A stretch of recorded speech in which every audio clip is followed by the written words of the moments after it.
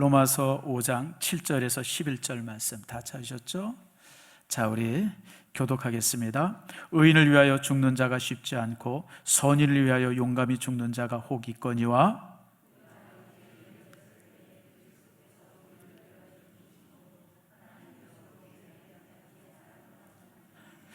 그러면 이제 우리가 그의 피로 말미암아 의롭다 하심을 받았으니 더욱 그로 말미암아 진노하심에서 구원을 받을 것이니,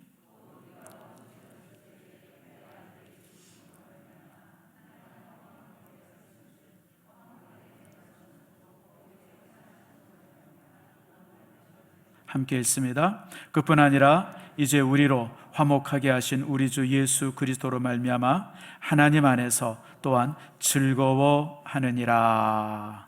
아멘. 기도하겠습니다. 하나님 감사합니다. 오늘 이제 종료 주일, 또 고난 주간의 시작의 소중한 주일, 또 우리 교회의 창립 26주년을 맞는 그런 소중한 주일을 맞이합니다. 지난 세월 하나님께서 붙들어 주셨음을 감사하고 앞으로도 하나님께서 더 큰 은혜로 우리와 함께 하실 줄 믿습니다. 특별히 이제 이 어렵고 힘든 이때에 우리가 하나님께서 주신 은혜만 감사하는 것이 아니라 우리 주변의 미자립 교회들, 힘들고 어려운 교회들을 우리가 진실로 도울 수 있는 축복 우리에게 내리워 주시옵소서. 저들의 교회가 함께 살 때 우리가 함께 살아갈 수 있습니다. 우리만 살았다고 해서 감사하면 그건 교회도 아닙니다. 우리가 힘써 돕고 힘써 나눌 수 있는 축복의 교회 될 수 있도록 내 아버지 하나님 역사해 주시옵소서. 고마우신 아버지, 이 시간 말씀을 나눌 때 참 모든 말씀이 우리에게 힘이 되고 능력되도록 주께서 우리를 지키워 주시옵소서. 감사드리고 예수님의 이름으로 기도드립니다. 아멘. 오늘 이제 봄비가 내렸습니다. 제가 봄비를 바라보면서 느끼는 게 봄비는 생명입니다. 생명이에요. 사계절 동안 우리가 많은 비를 경험하지만 특별히 봄비는 갖는 의미가 크죠. 제가 이제 5층에 나무들이 많잖아요. 그래서 이렇게 보면 비를 맞으면 이 식물들이 춤을 춰요. 여러분 안 보이죠? 근데 저는 보입니다. 이렇게 우미 터 있던 그 이제 잎이요, 그 가지가 이 비가 쫙 내리니까 저녁이 되니까 이게 잎이 돼 버렸어요. 잎이. 난 세상에 이게 기적이구나 그런 생각을 해봅니다. 여러분, 오늘 예배가 여러분의 인생에 생명이 되어지기를 축복합니다. 말씀의 생명이 되어지기를 축복합니다. 제가 여러분에게 한번 묻습니다. 여러분이 무엇에 움직입니까? 여러분을 움직이는 힘이 뭐예요? 나는 무엇이면 내가 움직여진다. 혹시 여러분 그렇게 생각하는 게 있어요? 나는 그냥 돈이면 최고더라, 이런 분 있어요? 뭐 그럴 수도 있겠죠. 근데 여러분 실제 보면 또 그렇지도 않죠. 사실은 사람이 무엇으로 움직이는가라고 하는 것은 굉장히 큰 숙제입니다. 정치하는 사람들, 기업하는 사람들, 또 이제 어떤 군대를 이끌고 있는 장군들, 이런 사람들은 사람들을 움직임에 있어서 굉장히 노력을 하고요, 그 힘을 찾으려고 애를 씁니다. 예를 들면 이제 기업하는 사람들 예를 들어 봅시다. 연말 되어 지금 보너스를 듬뿍 주죠. 왜 줘요? 일 잘했다고 주는 게 아니에요, 여러분들. 일 잘하라고 주는 거예요. 일 잘하라고. 그러라고 주는 거예요, 여러분들. 그래서 더 일 잘하라고. 그러니까 이 사람들은 뭐냐면 사람을 움직이는 힘이 돈이라고 생각하는 거예요. 그래서 돈을 많이 주면, 이제 더 많은 보너스를 주면 더 열심히 일할 것이다, 그런 것이죠. 또 정치하는 사람이나 어떤 군대를 이끌고 이러는 사람들은 그게 아니라 사람을 움직이는 힘은 폭력이라고 생각해, 힘이라고 생각해. 그래서 엄격한 규율을 만들고 제도를 엄하게 만들어가지고 그냥 사람을 그냥 아주 꼼짝달싹하게 못 만들게 하죠. 그래서 이제 사람을 움직여요. 여러분 군대 가면 제일 먼저 하는 게 제식훈련이라는 걸 제일 먼저 해요. 앞으로 가, 뒤로 가, 옆으로 가, 우로 가, 좌로 가. 여러분 이게 전장하는데 이게 왜 필요해요? 나는 맨 처음에 논산훈련소 가가지고 그냥 하루 종일 앞으로 가. 특별히 제가 여러분 좌양자 우양우를 잘 못해요. 여러분한테 고백하지만 제가 여러분 생각해도 참 똑똑한 사람인데 왜 좌우가 구별이 안 되는지. 그래서 제가 좌양자 우양우 하면 항상 반박자 늦게. 이게 사람이 그 멘붕이 된다고 그러잖아요. 이 군대라, 그러니까 교회 생활을 쭉 한 10여 년 하다가 군대를 딱 가니까 이 군대의 이 조직 앞에 이게 잘 안 되는 거예요. 그래서 제가 참 군생활, 근데 아무튼 좌양좌우양으로 그냥 한 일주일 내내 하잖아요. 근데 여기 이유가 있어요. 일사불란하게 움직이게 하는 거예요. 앞으로 가, 공격해, 세워, 무슨 뭐 이런 것에 대해서 그 명령 앞에 순종하게 하는 것이 바로 이 제식훈련이에요.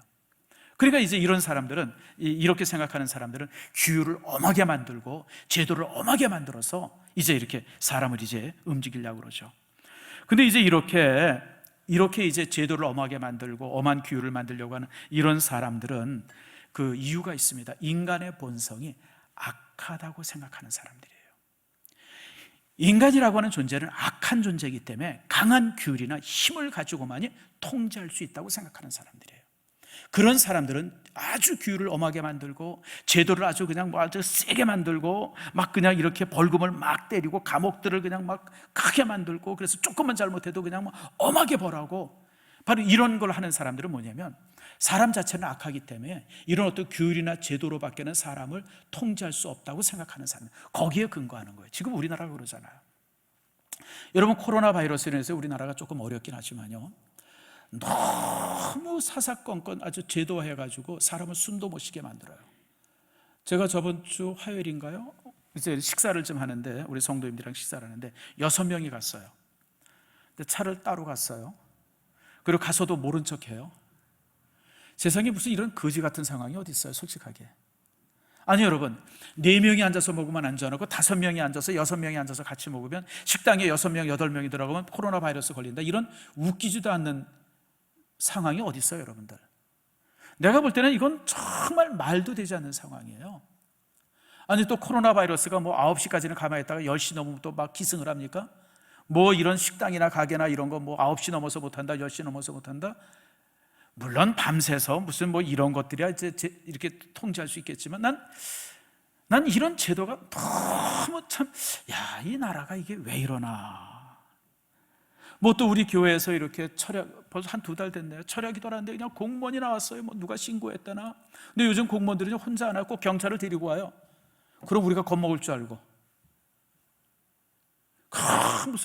아니 여러분 이렇게 앉아 있는데 문제가 생기면 여러분 전철 어떻게 타고 버스 어떻게 타요? 여러분들 식당에서 밥은 무슨 수로 먹어요? 마주 앉아서 다 밥 먹는데 막 이러면서 그냥 엄청나게 그냥 벌금 때리고 그냥 겁박하고 그냥 그렇죠. 근데 심각한 문제는 뭐냐면 이런 정부의 통제 앞에 우리가 익숙해진다는 거예요. 우리가 정부가 막 그러면 진짜 4명이 가서 보려고 그냥 6명이 오면 서로 모른 척하고, 그냥 나 이게 얼마나 창피하고 부끄러운 줄 몰라. 이게 도대체 뭔 짓 하는 건가? 이게 코미디도 아니고 뭐예요, 여러분? 근데 여러분, 이게 이런 통제 앞에 이렇게 우리의 자유가 박탈되는 것에 대해서 우리가 익숙해져 버려요. 이러면서 나라가 전제화되어지고 전제국가가 되어지고 독재국가가 되는 거예요. 여러분, 통제에 익숙해지면 그 나라가 독재국가가 되어지죠. 그거는 여러분 우리가 독일이라든지 2차 대전을 일으킨 독일이라든지 이런 걸 통해서도 우리가 수없이 많이 보게 되어지죠. 그래서 우리나라가 나도 모르는 사이에 자유민주주의 국가가 아니라 점점 어떤 그 독재국가, 전제주의 국가로 이제 바뀌어지고 있어요. 그리고 우리가 거기에 익숙해 있고, 그리고 또 우리가 신앙의 자유나 개인의 자유를 얘기하면 이걸 아주 잘못된 것처럼, 아주 공공의 적인 것처럼 그런 식으로 이제 막 매도하기 시작해요. 그래서 통제되는 것이 당연하고 통제받는 것이 당연한 것처럼. 여러분, 이게 여기에 이런 식에 대한 근거가 어디냐면 인간은 악하다고 하는 전제 안에서 되어지는 겁니다. 인간은 악한 존재고, 인간은 거짓된 존재고, 인간은 잘못된 존재이기 때문에 이런 막 제도를 엄하게 하고 벌금을 때리고 막 힘으로 억누르면, 그러면 이제 인간은 통제될 수 있다. 그리고 인간들을 이렇게 조정할 수 있다. 이렇게 보는 근거 속에서 이런 제도가 만들어지는 거예요. 근데 이런 제도에는 여러분 족보가 있어요. 이게 저절로 되어진 것이 아니라 이 족보가 이제 제일 먼저 된 족보가 여러분 잘 아는 마키아벨리가 쓴 군주론에서 시작이 됩니다. 르네상스 시대 한 500년 전이죠. 그 사람이 이제 군주론이라고 하는 책을 쓰면서, 군주는 어떤 사람이냐냐, 아주 강력한 힘을 가지고 막 독재하고 막 그냥 그러고, 그리고 이제 막 그냥 뒤에서 뒤통수도 치고 막 그냥 아주 그냥 막 사기도 치고 이러면서 이제 그래야 아주 훌륭한 군주다. 이게 그래서 마키아벨리가 이제 군주론에서 이런 얘기를 하고요. 수없이 많은 정치인들이 군주론이 일종의 그들의 정치의 텍스트가 됩니다. 여러분 히틀러가 죽는 마지막 순간까지 여러분 이 군주론을 옆에 두고 있었다고 그러죠. 이게 이제 그런 족보가 있어요. 그러면서 이제 유럽의 사회가 그런 식으로 쭉 이제 이렇게 한쪽에 정치하는 사람들에게 그런 사상들이 딱 주입이 됩니다. 그러면서 여러분 잘 아는 것처럼 이제 어떤 그 공리주의를 주장했던 흉 같은 사람은 뭐라고까지 얘기하냐면, 인간은 악하고 모든 인간이라고 하는 존재는 어떤 사람이냐면 이 사회 안에서 만인을 향해서 만인이 투쟁하는 것이 사회라는 거예요. 지금 여기 한 67명의 성도들이 모여 있는데 이 67명의 성도가 여기 모여가지고 서로 경쟁하고 싸운다는 거예요. 그래서 이렇게 존재된다는 거예요. 이게 이 휴미 얘기했던 얘기입니다. 그러니까 인간은 악하다고 하는 전제 속에서 되어지는 거예요. 그리고 이제 이게 결정적으로 이제 이것이 이제 사회 안에 이제 이렇게 퍼지게 되어진 게 언제냐면, 여러분 그 파리 대왕이라고 하는 소설 읽어보셨어요? 이게 영화로도 나왔습니다. 한 30년 전에. 이 파리 대왕이라는 소설이 뭐냐, 윌리엄 골딩이라고 쓴 사람이 쓴 건데, 이 내용이 이래요. 원자 핵전쟁이 일어나는 바람에 이제 사람이 도망을 칩니다. 비행기를 타고 도망치는데 이게 불시착해요. 그래가지고 다 죽고 이 청소년 6명만 남아요. 근데 이 6명이 남았는데 처음에는 뭔가 이제 서로 이제 잘 지내다가 조금 시간이 지나면서 얘네들이 점점 악해지기 시작하고 전쟁놀이하고 막 이러면서 서로 죽이고 고문하고 그냥 막 뭐 이러면서 1년이 지나니까 4명이 죽고 2명만 살아남는 거예요. 인간이 가지고 있는 어떤 악마성을 가장 극대화한 책이죠. 그리고 이런 이 파리 대왕 같은 이런 식의 어떤 생각들이 사회 안에 만연되기 시작해요.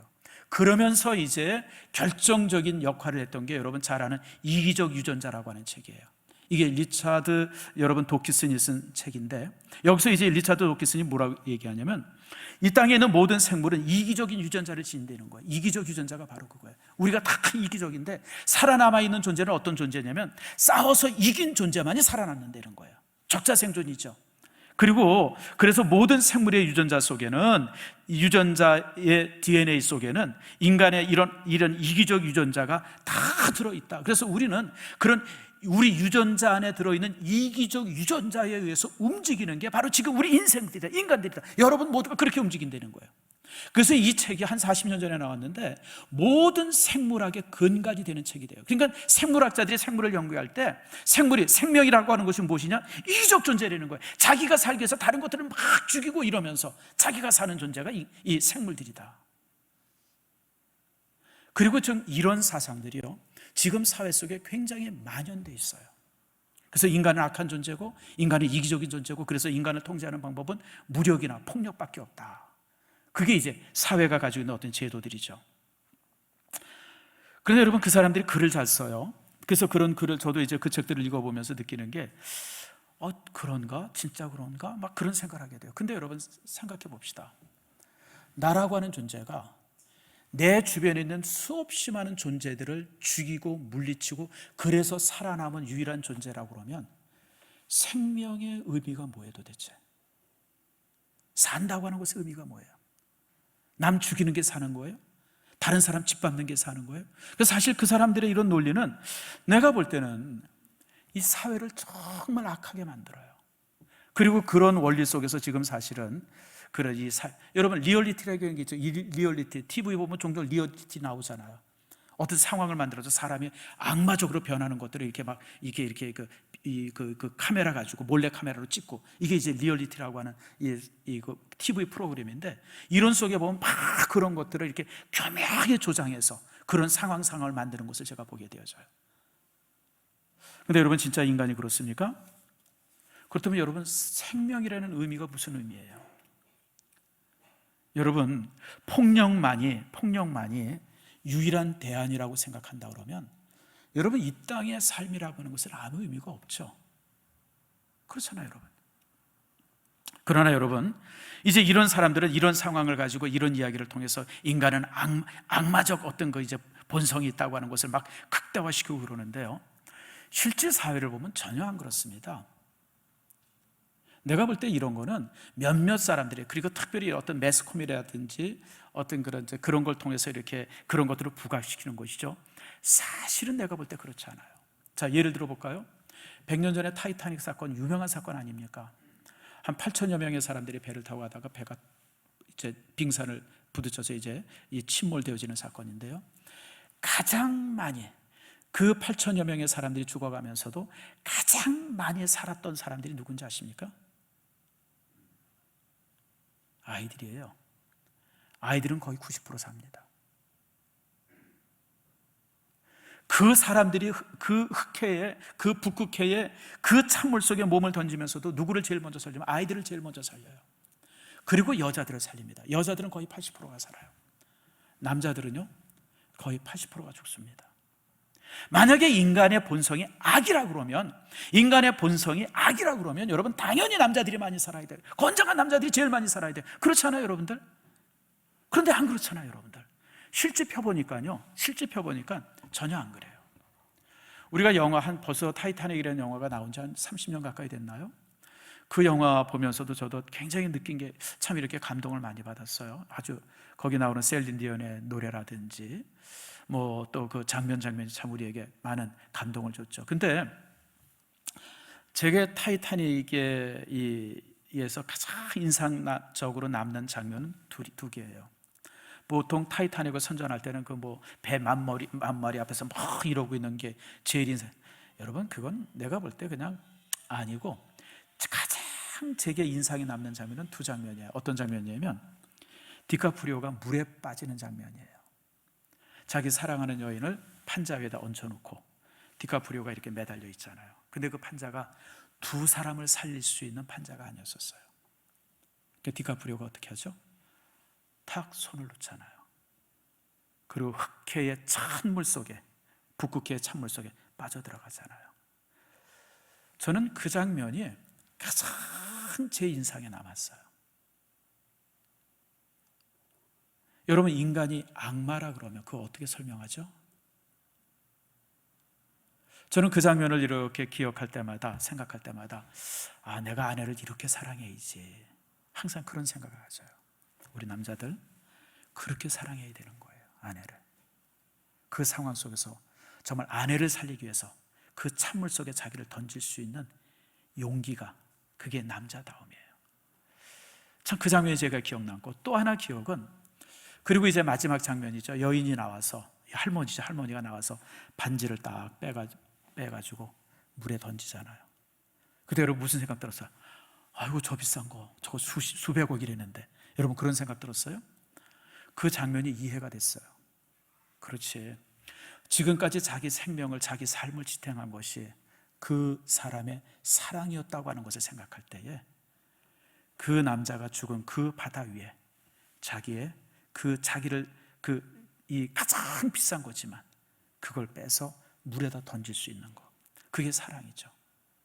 저는 그래서 그 두 장면이 사실은 그 타이타닉호라고 하는, 타이타닉이라는 영화 속에서 가장 제게 인상에 남아요. 아마 여러분들도 그럴 거예요.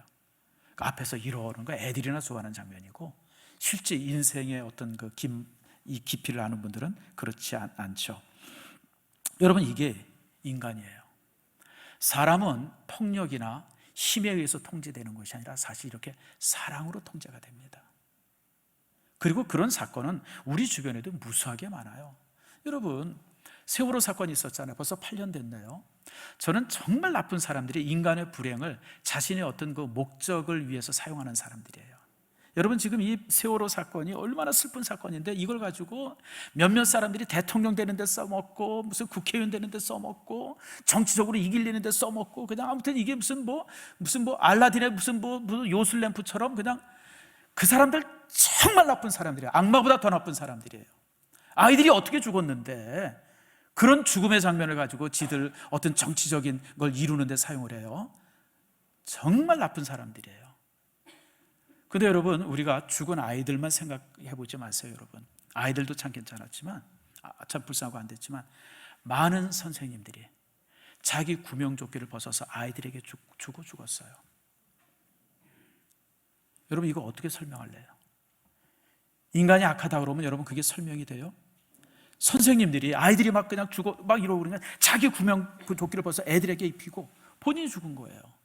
나는 이런 분들은 정말 순교자예요. 그런 분들이 정말 크게 사랑받고 존중받아야 되는데 사회가 참 이상한 사회가 되어져 버려가지고 좀 그렇지 않죠. 여러분 그런 거 하며 또 이제 오늘이 무슨 뭐 서해 무슨 뭐 이렇게 무슨 날이라고 그러죠? 저 전주가 그랬대나? 그때 여러분 저기 동료들을 지키기 위해서 서로 싸웠던 그 군인들의 모습들. 여러분 군인들이 그렇다 그래요. 대의 명분을 위해서 전쟁에서 싸우는 군인들은 거의 없답니다. 대부분의 군인들은 무엇 때문에 총을 쏘냐면 내 옆에 있는 동료 때문에 총을 쏜대요. 2차 전쟁이 끝나고 나서 독일 사람, 사실 독일 군들이 굉장히 아주 독일군이, 독일이라고 하는 군대가, 그 군대가 유럽 전체, 세계 전체를 가지고 싸웠잖아요. 그러니까 실질적으로 가장 강력한 군대가 독일군이었었어요. 우리 2차 대전 영화를 보면 뭐 연합군이 항상 이긴 것만 보는데 그건 뻥이고요. 실제로는 독일군이 거의 다 승리를 했습니다. 나중에 이제 이 독일군들이 힘이 없고 무기가 부족하고 숫자가 부족해서 밀려서 이제 그랬지, 실제 전쟁에 있어서는 연합군보다 독일군이 훨씬 더 잘 싸웠다 그래요. 이건 전쟁이 끝나고 나서 많은 이 군사학자들이 어떻게 독일 사람들이 저렇게 잘 싸웠나, 어떻게 히틀러의 그 나치즘에 그렇게 매료가 돼가지고 저렇게 잘 싸울 수 있나, 막 그걸 연구를 했다 그래요. 근데 막상 연구를 해보니까 나치즘 때문에, 히틀러 때문에 싸운 사람은 5%도 안 되더래요. 나머지 95%는 무엇 때문에 싸웠냐면 내 옆에 있는 동료 때문에 싸웠다는 거예요. 내 옆에 동료들이 피 흘리고 쓰러지는 것 때문에 자기가 통을 들고 싸웠다는 거예요. 그러니까 너희들 히틀러를 찬양하고 히틀러 때문에 그렇게 싸웠지라고 물어보면 이 독일 병사들이 웃고 그랬다 그래요. 무슨 말 같지도 않은 소리 하네요. 우리가 나치즘이 뭔지를 알고 히틀러가 누군지를 알고, 나는 우리가 싸웠던 것은 내 바로 옆에 있는 동료 때문에 싸웠다고. 그게 인간됨이에요. 그래서 여러분, 인간이라고 하는 존재는 폭력으로 통제될 수 없고 또 폭력으로 설명이 될 수가 없어요. 사실 여러분, 이 도움이라는 게 그렇더라고요. 내가 보니까 누구한테 도움을 받으면, 자, 우리 교회가 이렇게 주변에 작은 교회를 도우려고 그러잖아요. 자, 이제 작은 교회가 도움을 받았어요. 어떤 교회가 우리 신성교에서 보내주는 100만 원을 딱 받았어요. 여보, 통장에 100만 원이 들어왔어. 이게 웬 거야? 야, 참, 정 목사님 참 감사하네. 우리 신성교 정말 감사하네. 요 감사가 며칠 갈까요?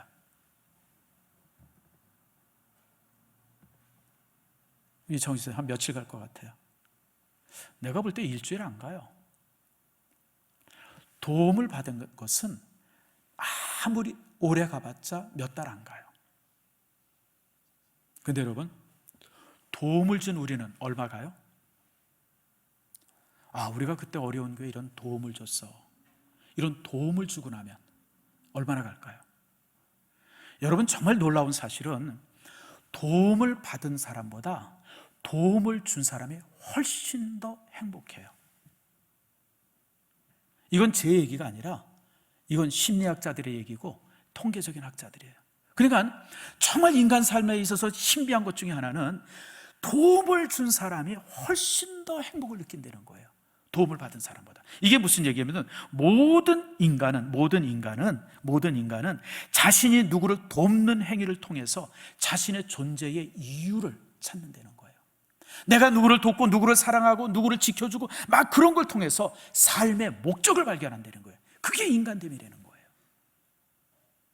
다시 말하면 이기적 유전자를 쓴 리차드 도키슨이라든지 윌리엄 골딩 같은 사람들, 이제 그런 사람들의 인간은 악하다고 하는 전제 속에서 여러 가지 제도를 만들고 법을 만들고 생물이 그렇다 막 그러고 막 주장하는 사람들이 막 그렇게 얘기하지만 사실은 전혀 그렇지 않다는 거예요. 인간은 사랑의 힘으로, 인간은 서로 도움의 힘으로, 선의 힘으로 인간은 살아가고 그 힘으로 인간은 변화되어지고 인간이 인간됨을 찾는다고 하는 거예요. 그게 실질적으로 우리 주변에 너무 많아요. 여러분, 그래요.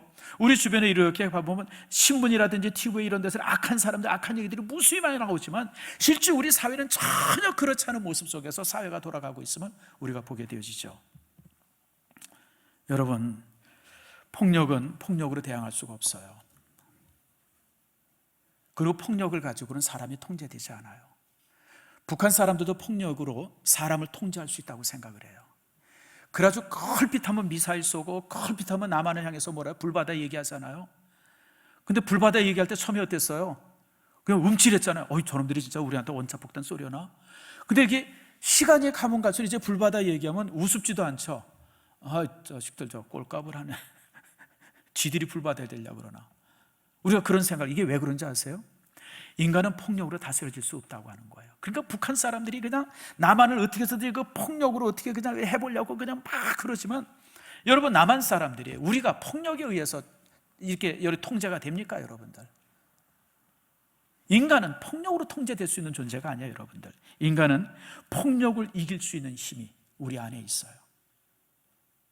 그것이 지금 이제 우리의 모습이기도 합니다. 그래서 폭력으로 무너뜨릴 수 있는 힘이 우리 안에 있다고 하는 이것을 발견하신 분이 바로 예수님이에요. 여러분, 눈에는 눈, 이에는 이. 이게 구약시대의 법이었었어요. 고대시대 때 법이었습니다. 고대시대 법은 누가 탁 때려가지고 눈탱이가 벗으면 내가 눈탱이를 탁 때려가지고 그 사람의 눈탱이를 붓게 해야 돼. 이게 이에는 이고 눈에는 이. 어떤 사람이 싸우다가 이빨을 2개 부러뜨렸으면 나도 그 사람 이빨을 2개를 부러뜨려야 돼요. 이게 고대시대 때 복수법이에요. 그게 율법의 중심이에요. 율법의 사상이었었어요. 모든 고대시대 법이 그런 원리 속에서 만들어졌어요. 근데 예수님이 뭐라 그래요? 마태복음 5장 산상수훈을 통해서 주시는 주님의 말씀이 뭡니까? 너희들이 이에는 이, 눈에는 눈이라고 하는 말을 들었는데, 주님께서 말해요. 그게 아니다. 그게 아니라고 그러세요. 그러면서 뭐라 그러세요? 누가 너희에게 오른밤 때리면 너도 오른밤 때리지 말고 어떻게 하라 그래요? 왼밤을 대라. 폭력을 사랑으로 대항하려는 거예요. 이런 걸 갖다 비대칭 전략이라 그래요. 전혀 다른 방법으로 대항하는 거예요. 만약 누가 너한테 오리를 가자고 막 겁박하면 심리같이 가죠. 누가 너희를 고소해서 속옷을 뺏겠다 그러면 그냥 겉옷까지 벗어줘. 겉옷까지. 누가 너 보고 그냥 막 돈 꿔달라 그러면 없어 그러지 말고 꿔줘. 이게 무슨 얘기예요? 폭력을 폭력으로 대항하는 것이라, 폭력은 사랑으로 대항할 때만이 그 문제가 해결될 수 있다고 주님께서 여기신 거예요. 그래서 여러분, 산상수훈의 그 주제는 바로 뭐냐면, 폭력을 이길 수 있는 힘은 사랑밖에 없다고 하는 것을 전하는 게 산상수훈의 주제예요, 여러분들. 바로 주님께서는 그것을 말씀하시죠.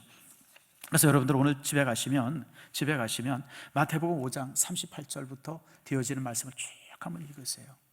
그게 주님께서 우리에게 주신 모든 교훈의 중심이에요. 사람은, 그리고 사회는 폭력으로 움직여져서는 안 된다는 거예요. 사회는 사랑으로 움직여져야 된다는 거예요. 그러면서 주님께서 우리에게 새 계명을 주시죠. 요한복음 13장에 있는 말씀입니다. 자, 주께서 이렇게 새 계명을 내가 너에게 주노니, 따라합시다. 서로 사랑하라. 그게 주님께서 우리에게 주신 유일한 법이고, 그게 가장 중요한 법, 그 이상의 법이 없어요. 예수님께서는 사랑만이 악을 이길 수 있고, 사랑만이 죄를 이길 수 있고, 사랑만이 폭력을 이길 수 있고, 사랑만이 이 세상을 정말 변화된 세상으로 만들 수 있다고 말씀하신 분이 예수님이에요. 저는 개인적으로 참 좋아하는 사람이 하나 있습니다. 제가 설교 시간에 자주 얘기하는 사람인데요, 넬슨 만델라입니다. 저는 개인적으로 이 사람 참 좋아하고요, 그 사람에 대한 기록이라든지 이런 거는 제가 어디 신문이나 잡지나 이런 거 쓰면 제가 빼놓지 않고 있습니다. 원래 넬슨 만델라는 테러리스트였습니다. 몰랐죠, 여러분? 테러리스트인데 어떤 테러리스트? 폭탄 테러리스트였었어요. 폭탄을 제조해서 차에다가 폭탄을 제조해서 국회의사당에 폭탄을 제조해가지고 어떤 그 백인들 모임에 그러던 게 넬슨 만델라입니다. 그러니까 넬슨 만델라는요, 아주 무서운 사람이었었어요. 결국 그러다가 이제 저가 체포가 되어지죠. 체포가 되어지면 당연히 이제 폭탄 테러리스트니까, 그리고 거기 두목이니까 사형 언도를 받아야 되는데, 그 당시 이제 백인의 변호사들이 아무튼 노력을 해가지고 이 사형 언도를 안 받고 종신형을 받게 합니다. 그래서 이제 넬슨 만델라가 종신형으로 감옥살이를 합니다. 27년을 하죠. 그러던 중에 이제 세월이 쭉 한 30여 년 흐르죠. 그런데 이제 이 남아프리카 공화국이 혼란에 막 거듭되어지죠. 그럴 수밖에 없는 게, 백인들은 기껏해 한 10%밖에 안 되고 흑인들이 90%인데 이 10%도 안 되는 이 백인들의 힘을 가지고 90%의 이 흑인들을 통제한다는 게 이게 쉽지 않은 거예요. 예전에는 가능했는데 이제는 뭐 무기도 발달되고 또 흑인들도 나름대로 공부하고 이러고 그러니까 이게 통제를 못하는 거예요. 그러니까 막 혼란스럽다가 결국은 이제 넬슨 만델라를 이제 이제 감옥에서 이제 석방을 합니다. 그게 1990년이에요. 넬슨 만델라가 이제 감옥에서 이제 나왔어요. 나와가지고 이제 흑인들을 향해서 외칩니다. 흑인들이여, 총과 칼을 드십시오. 마음에 들죠? 200년 동안 학대를 받아왔는데, 아파르헤이트라고 하는 법이 어떤 법이냐면, 여러분, 흑인과 백인은 떨어져야 된다는 거예요. 그러니까 이 수돗물도 흑인이 먹는 수돗물, 백인이 먹는 수돗물 달랐어요. 흑인이 거주하는 지역, 백인이 거주하는 지역 달랐어요. 차도 마찬가지고 길도 마찬가지고 모든 것에 그렇게 구분해가지고 흑인들을 얼마나 비참하게 만들었는지 몰라요. 얼마나 흑인들이 비참했는가라는 걸 여러분 알려면 영화를 한 편 제가 알려드릴게요. 그게 뭐냐면 그 파워 오브 러브라는 영화인가? 그 영화가 있어요.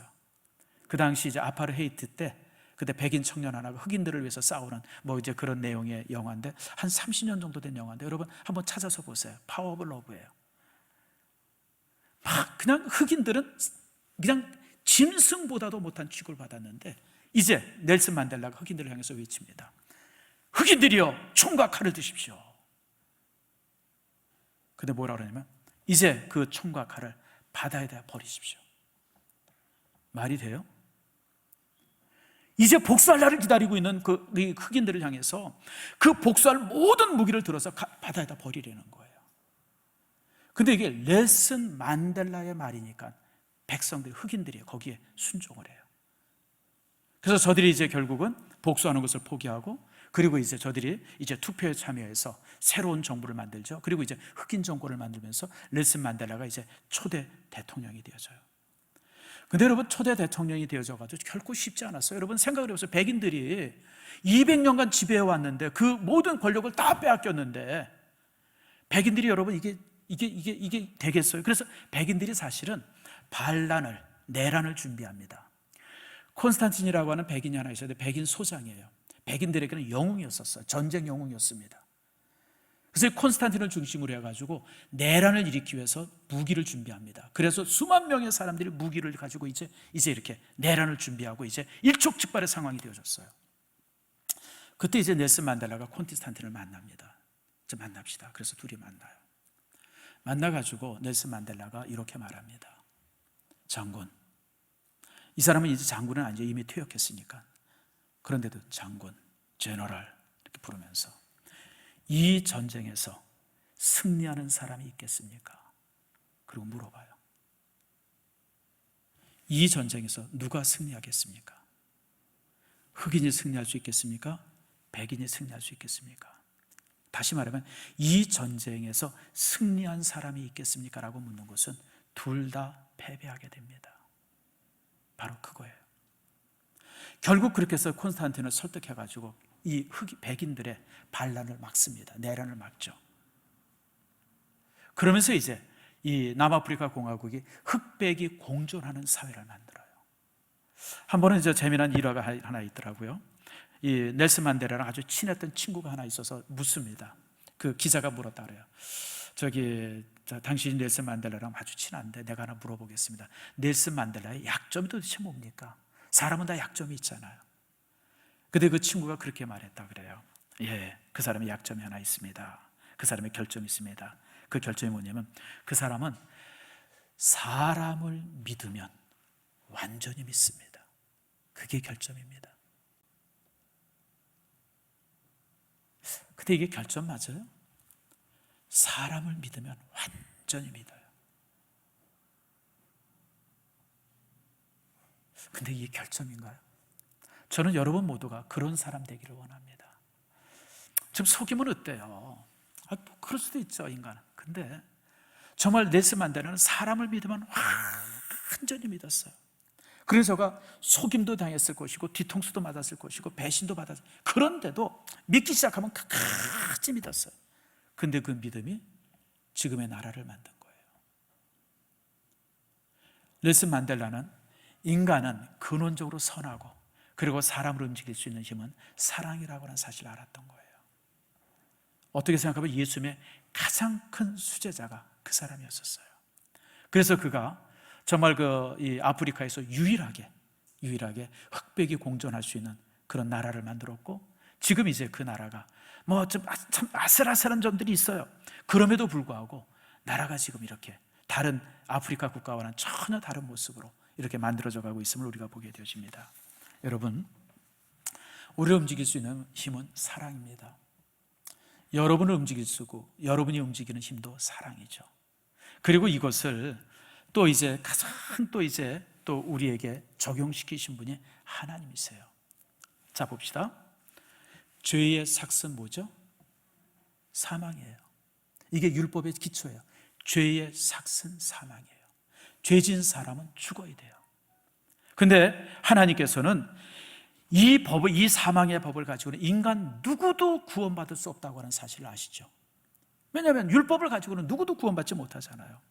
그래서 하나님께서는 죄의 삭은 사망이 아니라 죄의 삭은 사랑으로 바꿔요. 다시 말하면 예수님께서 그 죄를 위해서 대신 죽는 그 죽음의 사랑을 가지고 인간들을 구원하기를 원하세요. 그게 바로 십자가예요. 십자가는 뭐냐? 하나님의 사랑이에요. 자, 여러분, 요한일서 4장 9절 말씀인데 우리가 한번 같이 읽어봅시다. 요한일서 4장 9절 같이 읽습니다. 하나님의 사랑이 우리에게 이렇게 나타난 바 되었으니 하나님이 자기의 독생자를 세상에 보내심은 그로 말미암아 우리를 살리려 하심이라. 사랑은 여기 있으니 우리가 하나님을 사랑한 것이 아니요 하나님이 우리를 사랑하사 우리 죄를 속하기 위하여 화목제물로 그 아들을 보내셨습니다. 여러분, 하나님께서 인간을 사랑하셔서 인간을 구원하시기 위해서 예수님을 대신 죽임으로, 그를 화목제물로 죽임으로 인해서 우리를 구원하셨어요. 인간은 사망으로 구원하는 것이 아니라 인간은 사랑으로 구원해야 한다고 하는 사실을 하나님께서 아셨기 때문에 그래요. 그래서 예수님께서 이 땅에 오셔서 십자가를 지신 거예요.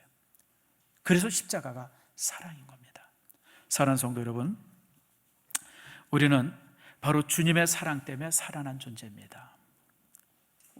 죄의 삭은 사망이에요. 사망의 큰 권력과 힘을 우리는 사랑의 힘으로 극복한 사람들입니다. 예수님의 십자가 사랑으로 극복한 게 우리들이에요. 그리고 그 사랑의 힘으로 지금도 살아가야 할 것이 우리들의 모습입니다. 사랑하는 성도 여러분, 이제 우리의 삶의 힘이 무엇인가를 다시 한번 여러분 확인할 수 있기를 바라요. 지금까지 혹시나 우리가 예수 믿는다고 하면서 어떤 그런 세상의 힘을 의지하면서 살지 않았는가, 우리가 한번 스스로 살필 수 있기를 바라고, 십자가라고 하는 것이 무엇인가? 십자가는 모든 폭력과 힘은 사랑으로 이길 수 있다고 하는 그 놀라운 증거가 바로 십자가예요. 이제 여러분들이 십자가를 바라보고 그를 의지하고 그를 소망한다 그러면 바로 이렇게 여러분 스스로가 움직일 수 있고 이렇게 결단할 수 있는 여러분들의 모습이 되어지길 바랍니다. 말씀 맺습니다. 이제 여러분들이 십자가의 사랑을 다시 한번 확인하길 바라고 그 사랑의 힘으로 모든 것을 이길 수 있는 여러분들의 모습이 되어지기를 축복하고, 또 그렇게 살아가고 또 내 주변을 그렇게 이끌어갈 수 있는 여러분의 인생이 되어지기를 축복합니다.